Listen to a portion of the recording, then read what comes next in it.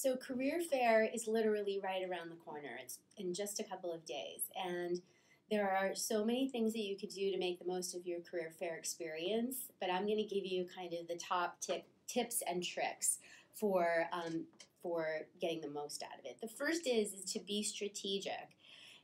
Get the app, get the career fair app. You can download it onto your phone, and before you even set foot into the arena, look at all of the companies that are coming, literally like the night before, a couple of days beforehand, and be strategic about who you're going to visit. Now, I want you to know that just because a company may not be flagged in a certain area or a certain industry doesn't mean that they're not involved in it. So what I mean by that is, there are some companies, like there's an advertising agency called Mullen Lowe, but they're not necessarily listed as a marketing company because they're looking for a marketing analyst. So go beyond what the app is telling you in terms of the initial industry orientations for the companies, because the bottom line is that every company does everything. They have a need for every type of role. So an ad agency might need someone in accounting. A tax company could need somebody in PR. So you can do anything anywhere. So make sure that you are not, eliminating any potential employers because you think that they may not hire for your major or for the type of position that you're interested in. That's number one. Number two is to warm up when you get there. So what I mean by that is go to a company that you're not super interested in and practice your elevator pitch. It's a great way to kind of get warmed up, get the kinks out of your pitch.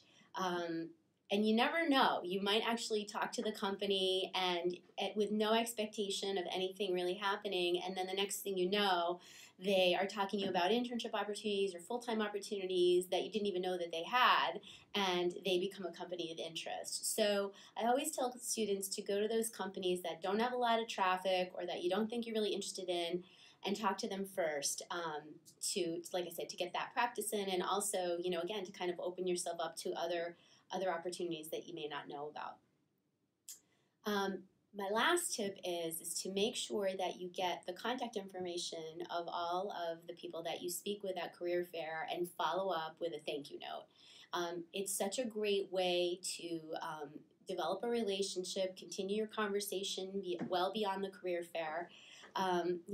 Especially if it's a company that isn't necessarily hiring for you right now, they might be hiring for you down the road. So you want to have that connection and that relationship, and the best way to keep that relationship going is by sending them a nice thank you note, either an email or handwritten, just thanking them for their time at the career fair.